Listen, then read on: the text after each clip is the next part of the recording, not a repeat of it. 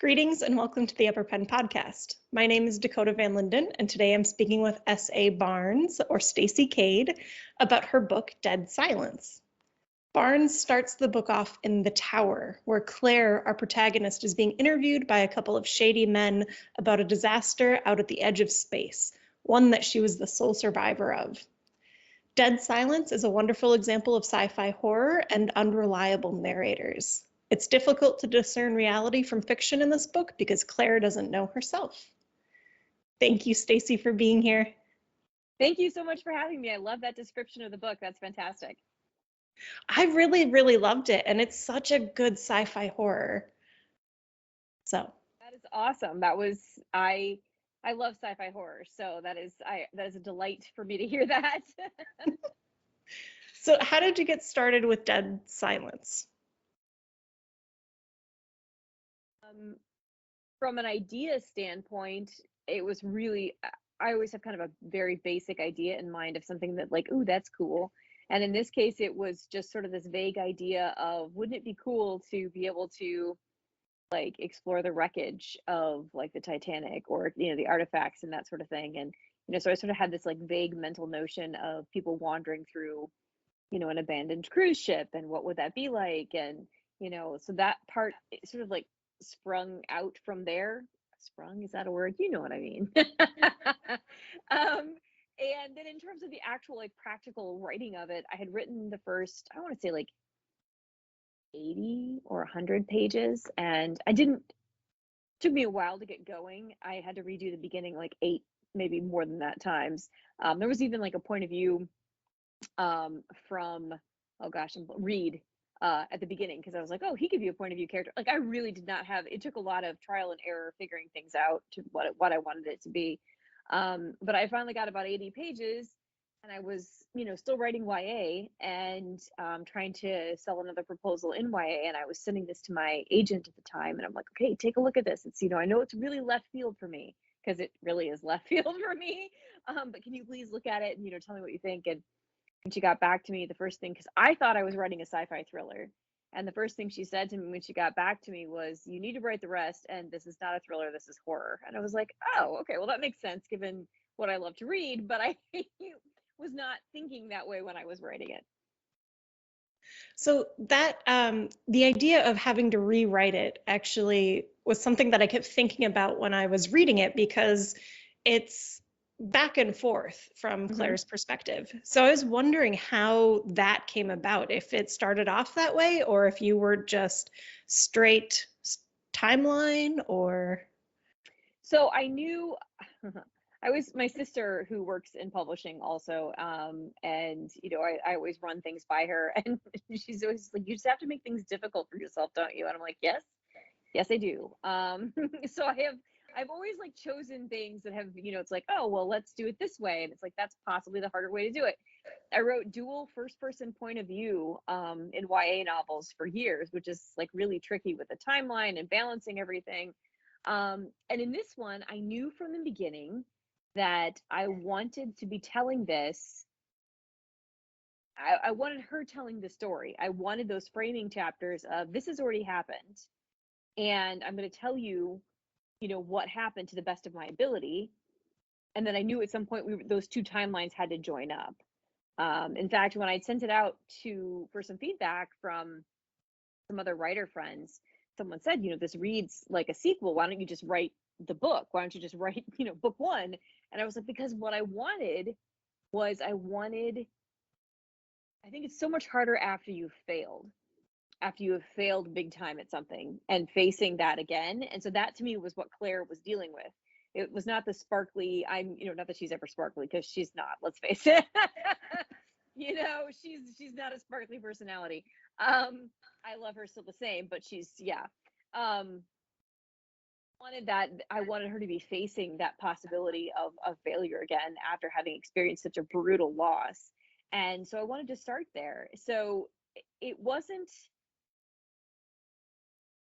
beginning what I would do. I wrote the stuff that, in the tower, and then I knew how I wanted, the beginning of the story to go. But a lot of times I was moving things around, like, oh, let's put this chapter, like when it comes back to Max and Reed in the tower, the two men who are interrogating her, sometimes I would move that around. Like, oh, maybe that should be later or that should be earlier, depending on like where it fit best into the sequence of things. But I sort of always knew that I wanted, now I knew they had to join up. I had no idea how I was going to do that. Again, making things difficult for myself because, so yeah, so that's sort of, I mean, so there was a lot of tweaking. But in terms of the concept being two timelines, that was always there from the beginning. It was one of the things that I was the most nervous about from the beginning, because I was like, oh, well, why is she starting here? That's such a strange point. And then by the time I realized what was happening, I was like, oh, that's smart. So I think you did it really well with all the tweaking and editing and figuring out where things kind of work best. So good job. Thank you very much. Yeah, I know it was a risk, and believe me, I was worried about it because it's sort of like, well, I already know what happened. Why do I need to read this book? And but I just felt like it was, I don't know, I think at the time when I was writing this, I was dealing with some career struggles and feeling like, am I ever gonna like, am I gonna be able to do this again? Like, what's gonna happen? And so to me, that idea of like having to face your worst fear or your worst failure just had a lot of emotional resonance. So I was hoping that that would carry through. It did, and it actually invoked images of Ripley at the beginning of Aliens for me, where she's just completely crushed and she does not want to do anything. So that feeling of just utter devastation was there. That was a very deliberate choice, the Ripley and Aliens. Like, do you remember the scene? That's one of my favorite movies. Do you remember the scene where she's in there with the corporation and Paul Reiser, evil Paul Reiser. And they're like, oh, but tell us what happened. She's like, I did. Well, that's not possible because of blah, blah, blah, whatever. And I'm just like, so that was definitely my homage to that scene, because even thinking about that makes like fury just bubble up in my chest. So well, we're going to go do this. No, you shouldn't do that. Are you stupid? Don't do this. And I just felt like, so that was really definitely something I kind of looked at and I want to incorporate that, because that's totally what would happen. I think any woman reading it will understand immediately the sensation of well, that's just impossible. Yeah. Never mind that it's my lived experience. Never mind that I was there. Yeah. Mm-hmm. Yeah, so it really resonated well, and it did so good to position the point where the two timelines meet back up, because I had no idea what was going to happen. Me either in the first draft. I was like, well, okay, I can get us all the way to this point, and then I got to figure out how am I going to do this. So aside from the way it's structured with the back and forth, how else were you trying to build tension in the story to kind of build this horror aspect? Or I guess tension when you were thinking it was a thriller. Well, right. I mean, so to me, there's a couple things. I mean, obviously, like the locale is incredibly important, and not just because I was aiming for sci-fi horror. I mean, you could have put that on a planet, but the fact that you're on a ship, and you're on a ship means you can't run away. Like if a serial killer is chasing you around a haunted house, you at least have the possibility of breaking out through a window or something. I mean, you can't do that. There's nowhere to go in space. There's just nowhere to go. And so I think just that adds to the tension of it, and the claustrophobia aspect of it, because you literally know there's no escape. At certain points in the book, there's really no escape. The other standpoint, from the actual horror perspective, I know that some people will see the horror aspects in, the hallucinations and the visions or the ghosts or whatever you want to call them. And that certainly is part of it. But to me, the biggest, scariest thing is that Claire doesn't know what's real. And I think that that's terrifying. I think when you can't trust your own perception of reality, when you can't trust your own brain, how do you, I mean, you can turn on the lights and hopefully banish the ghost, but what do you do when your brain is telling you that something is there and it isn't, or vice versa? That to me is the scariest part. So I really wanted to emphasize that. You did really great with it throughout the beginning of the story, where she's seeing the people killed over and over again and in these horrible positions. It just builds this kind of awfulness that's otherworldly at the same time, because it's like not real, but real to her. Yeah, right. Yes, exactly. Because it's in that case, it's trauma because, it could be trauma from her, her guilt, if for various reasons. I mean, it could, you don't know what it is. She doesn't know what it is. How horrible would that be? I mean, that would just be so horrible. And then when you finally get to the ship, there's this whole other aspect of unknown throughout the whole ship. And so it Yeah. just compounds that idea of, for Claire, because it's from her point of view, of not knowing. And that's mind-boggling to me. That was really fun. I mean, that was the whole thing about this is it definitely, I was writing to my fears for sure, but it was also really fun. So it was kind of like this whole, you can't, in Claire's situation, she's also trying to hold on to her position of authority. So she can't exactly be like, "Hey, do you guys see that? Am I hallucinating? Like what?" She's really got kind of in a tough spot. So I think that was kind of the fun part, which was the how far is she going to let this go? Like what is going to push her to the brink before she finally has to say, "I don't think that I should be in charge anymore because this is going on with me." And that was a lot of fun to play with. It's really great because at the point that she does decide to say something, they're like, "Oh no, everything's wrong." Yeah, you're like, well, because I also feel like that's one of those things that, she is in some ways more comfortable with it because in various ways this has been happening to her whole life. This is new to the rest of them, but I don't know anyone who's just, especially in a high stakes, high tension situation, who's gonna be like, "Hey guys, suddenly I'm seeing things that I don't think are there, so just FYI." I mean, like, I don't think anybody is gonna speak up in that situation. So but with her, I think, and actually in effect it actually helped her because she had been in that situation before. Yeah, and it's really great that you can see that conversation with her in her mind. Sometimes she's like, "Oh, well, I should tell them because it would be safer and the responsible thing, but also." Right? Yeah. So, um, so you mentioned earlier that you wrote YA books. Hmm. So I know you have a couple of series, and then you also have a couple of romantic books. Yep. So did writing any of those influence how you wrote this one, or was it just completely separate? I think, I mean, I think my general process, which as you've probably guessed, is jump in and figure out what the hell I'm doing later, is pretty much unchanged.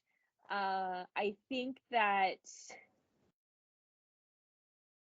interesting to me because I got to explore some issues that were a little bit darker and a little bit heavier than what I had covered previously. Because I really want, and this is partially my own self-consciousness with it too. I really wanted to make sure that it was clear that these characters were adults, that they had adult concerns, that they had, adult burdens. So in a way that was just an interesting, a different part of my life to draw on versus looking back at high school. This time I'm looking at, me now or me 5 years ago or me 5 years in the future. And that was a really interesting experience to be able to look at it that way. I think it worked really well having them be adults here. It's just horror always seems to be better when it's not teenagers that you're like, "Oh, that's just stupid." Well, so I work with kids and I always like to tease them when they do something spectacularly stupid, as they occasionally do. And I'm like, "It's okay, you don't have that, frontal cortex isn't kicking in just yet. You're going to look back at this and go, I did what?" But, so I mean, there's a part of it, in a way, teenagers are the perfect, main characters for horror because they are the ones that'll go into a haunted house because somebody dares them to. But I think in a way, making it a rational, this is better for all of us if we go on board this ship. This is going to make all of us rich. This is going to solve a lot of problems. That to me was kind of a fun adult way to do it because most of us in the audience would be like, no. But when you put the like, hey, this will take care of all your problems. You can provide for the people you love. It's harder to say no to that. I would have been just tempted by the aspect of seeing a ship that hadn't been seen in 30 years or however long, right? Yes, fascinating, right? That me too. That's why there's definitely more than a little bit of my Titanic nerdness in Nisus because that is 100% me. Like, ooh, the teacups are still sitting in the cabinet on the bottom of the ocean floor, and stuff like that. I mean, and they had this on there, and they had a gym and a swimming pool and whatever else. I think you characterized Claire really well by using the golden faucets as something that she fixates on. She definitely does. And what's funny about that is like it didn't even really dawn on me that she was fixated on it. I mean, like it was just one of those things. Like that's the thing. Well, I think too when you're younger, which she was younger when this ship went out, and like that's something that would have caught her attention. Again, somebody growing up like basically in a group home, struggling for money, and this is like this height of luxury. Sometimes you think like I don't know, there was a thing on I don't know somewhere online where it was like, what did you think as a kid was like the height of luxury? And some people were like cable TV or having a pool, or some people, a lot of people were having a fridge that had the ice maker in the door. And I was just like, that's a kid thing to like think. Gold faucets, yeah. But that's I honestly didn't realize it, and it was funny. I was having another conversation, and someone asked me like, oh, would you go into space? I'm like, no, not until it's like the Enterprise and they have bathrooms, because I'm not doing what you have to do to be in space today. I'm no. And then someone said, oh, that makes sense. You spend a lot of time focusing on the bathrooms in dead silence, and I was like, yeah, I guess it is. It's okay. Almost every book, horror, fantasy, sci-fi, at some point, if it's from a woman's perspective, I'm like, how is she handling her menstrual period? Right? If you're going on long enough, what's the deal? I just it like I fixate on it and I'm like, what is happening? You never stop. You're never in cramps. Like I hate you a little. I always think, especially if you're dealing with sci-fi, it's like, oh, we're past all that now. You get an injection, you don't have to think about it until you want to think about it, and that's it. Yeah, that's probably the simplest way to just hand wave it away. And Hand wave, like, oh yeah. yeah, just it doesn't exist. Nah, we don't worry about it. Um, so one of the things that always fascinates me with writers is everybody has a life before writing. Yes. And yours was working as a librarian, right? So I work, I still work as in the library, and as an instructional aide in creative writing for a high school. Before I was a writer, I worked as a copywriter for various Fortune 500 companies, and I did that for about 12 years, and then started writing full time, and then now I'm working in a school as well.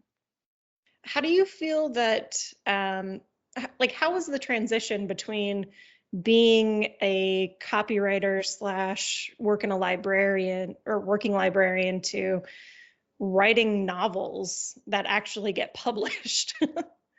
Well, I mean, it's one of those things, I say that, but I've been writing, I think, since I got out of college, and was like, I got a job in marketing for a big company and thought this is going to be great.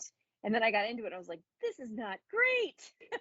So, like, I just didn't know. I just didn't know. And I like to tell this story when I talk to the kids about it. That first corporation that I worked for had like this, it was meant to be like a personal development course. And I think it was supposed to be like, oh, hey, set these goals. So the guy came in and he was like, okay, I want you to think about the things you want to accomplish in the next 20 years. And I want you to write them down, like 10 things.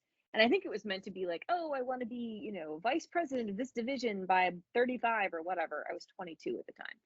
And so I started like really thinking about it, and go to Europe and all these things, and write a book was one of those things.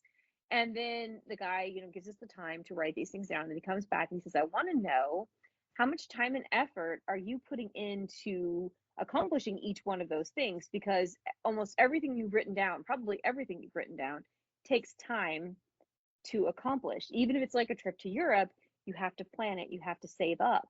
If you want to write a book, you cannot sit down and write 300 pages in a night, or if you can, please don't tell me, because it'll crush my soul. Stuff like that. So, and then all of a sudden I was like, oh, I want to write a book. I want to try it. I just want to see what happens. So I was writing furiously and frantically the entire time. I was a copywriter for myself. And then it just took a while. I mean, you have to learn how to do it. Just because you're a good reader, you have some instincts, but that doesn't always translate to the page. So I was doing that the whole time anyway. And then finally it was like things clicked, and I was writing something that was popular at the time so I could sell it. it was just sort of a combination of things. Um, and I will say that the transition was amazing because, of course, that's a dream, being able to focus on writing full time. But I do love the stability that having a job provides, because writers get paid very irregularly and in big chunks or not chunks at all. um, Healthcare has. Yes. So I found, like, even after writing full time for about 6 years, um, I also found that I was kind of going in kind of weird creative loops because I was more focused on selling the next book. What can I get them to buy versus, because I need to pay my mortgage, versus what do I want to write? So when I started working at the school, I just found, I think, like, kind of a great balance between helping, like giving, hopefully making a difference, in somebody's life on a daily basis, but also not agonizing over chapter 7 all day and not getting anywhere. So I kind of have it is not easy to do all of that, but I do feel like it's made me a happier, better human being. It seems like it's a nice balance for you, not having to think about what's going to sell versus Yeah. what I'd rather write. Um, I know that's so in my MFA, they hardly ever talked about what's going to sell. Yeah. So it's one of those things that preoccupies your brain after you start wanting to write professionally. It's difficult. Well, and it's one of those things too. Then, I mean, the thing you're told, don't chase the market, don't chase the market, because, and it is, what's on the shelf now was purchased 2 or more years ago, and I get it. But you're also looking at, I need to invest a year, 2 years of my time into this. I want to be a published author. I'm going to just, go off and guess and hope that this is something somebody's going to buy. Like, how many times am I supposed to do that?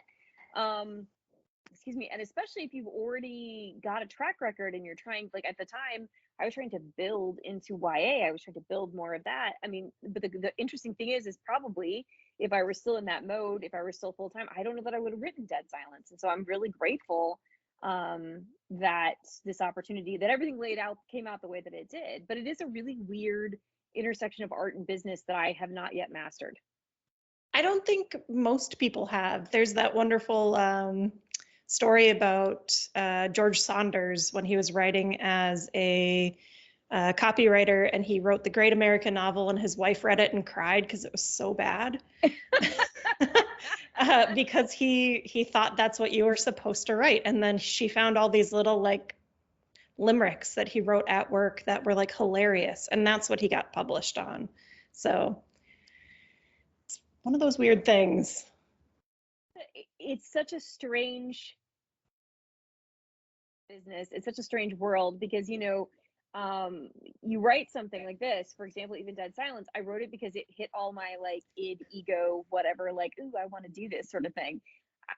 I didn't really care. I guess that's not right. That's not true. I did care, but it was more like, I want to do it because it's fun, because writing to me is like reading amplified, right? So I wanted to do it just because this is the book I'd want to read. So cool. But you can't always do that, because now, say for example, I wanted to go and, write I don't know, a Western romance or something. You know what I mean? Like, you can't, there's got to be a practical element to it. So that's why I said, like, I'm still trying to figure it out, because, everyone says, oh, write your book of your heart, write your dream. I'm like, it's not always practical. So I don't know.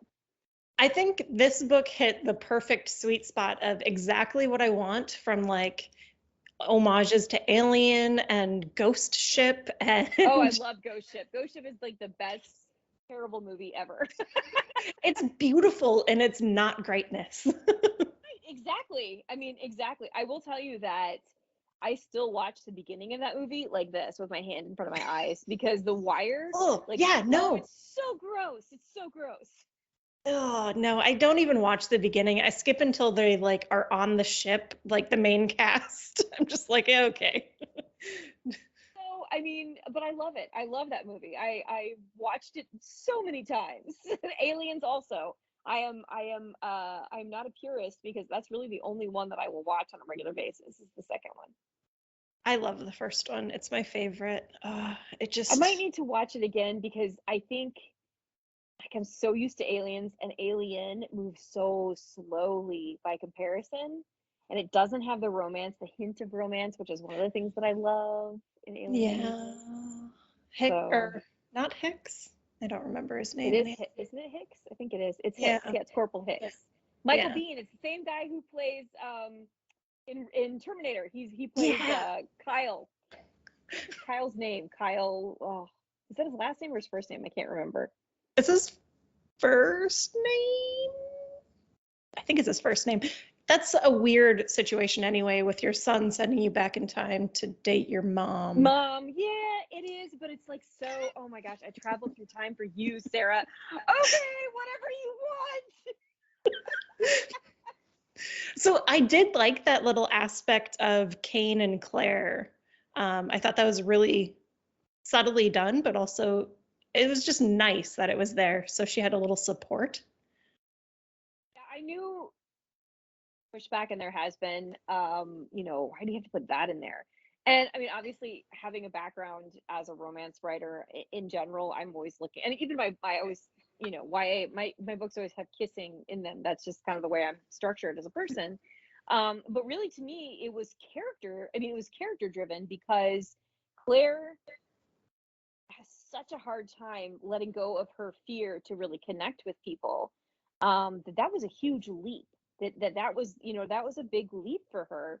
And I felt like that needed to be in there, because it's one thing to be like, okay, you're my crew member and I have a job or responsibility to protect you. It is an entirely different thing to be like, hi, I have smushy feelings for you, and I'm going to let myself have those feelings, even though I'm terrified. So I mean, I understand why people were uncomfortable with it, but it wasn't just me, former romance writer, wanting to jam in some kissing. There was a point to it. It seemed like a really good reason for Claire to go back to the ship. So otherwise, I don't know why she would have gone back other than morbid curiosity. She would have only gone back, I think.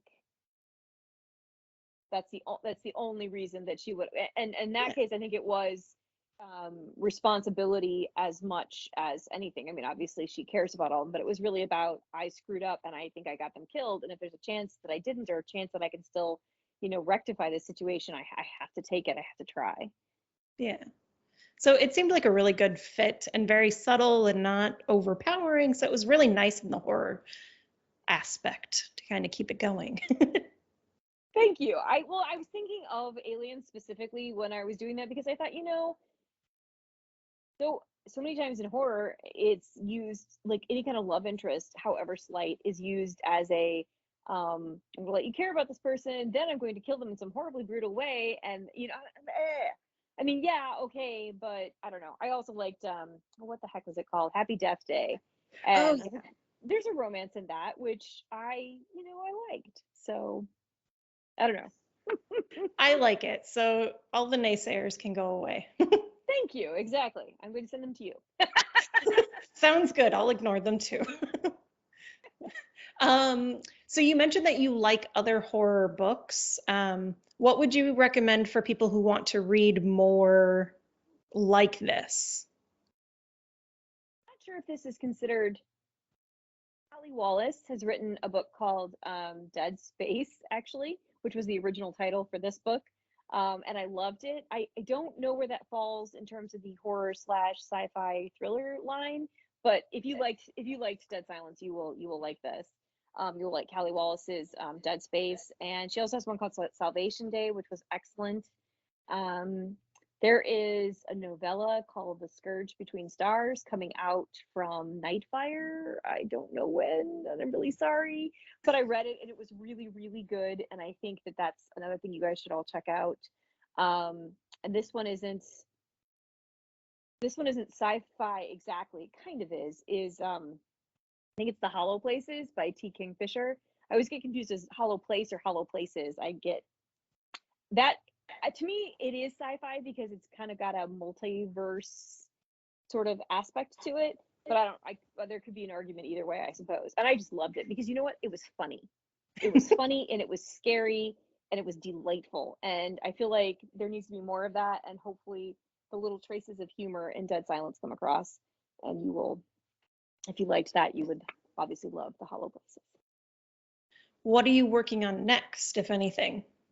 I have another sci-fi horror idea that I'm working on that I'm having fun with. I also have another, actually, I have two sci-fi horror ideas that I'm kind of playing around with. One is farther along than the other. And then I have, I call it straight up horror. It's just horror. And it's about middle school girls and how vicious and awful we are to each other at that age, right? Terrifying completely without any supernatural aspects. And basically, it is about this trio of girls, friends and not friends at the same time. You know how that goes. And the decisions that they make at that age and how they can kind of haunt them both literally and figuratively into adulthood when they're, so the story is when they're adults and kind of reaping the consequences still of this thing that they did. And, now it's like, well, now what do we do? So I could get behind that. That's a little like, yeah. it's got a tiny bit of Yellow Jackets, a little bit of that in there if you liked that, and I freaking loved that. So yeah, and I think that one to me so relatable because I feel like there's not, in my opinion, there's not enough about female friendships and especially at that age and the toxicity as well as the wonderfulness that comes with it. So yeah. I think the only kind of female friendships that express toxicity that I see anywhere is in Japanese television. Okay. And boy, does it go overboard. Oh, really? Yeah, so it's like, I will cut you. I'm like, whoa. I'm pretty sure we just called each other names. Like, so, Made me think though, the other book that I loved that was about female friendship that I thought was fantastic, and it's called The Return. It's horror, and it's Rachel Harris or Harrison. I'm blanking on it right now. I can't. The cover's pink, and it's so good. That's one where you're like, oh, this is one of those missing woman thrillers, which by the way I love. But but I'm thinking it's oh, it's gonna be this, and it's so not. You're like, oh, wait, what? The hallway is filled with the smell of rotting meat. What is happening? ugh, ugh. Definitely horror. It is 100% horror, and it is fabulous. I'm gonna have to go find it now. Please check it. I honestly can't remember if it's Harris or Harrison. I sorry, I can't remember. But it's called The Return. I know that. Okay.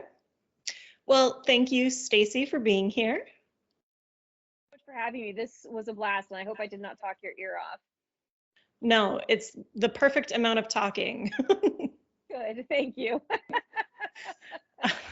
So if you haven't gotten Dead Silence yet, I would go to your local bookstore or online and pick it up. It is fantastic. And always, thank you for watching and listening to Upper Pen. Have a great day.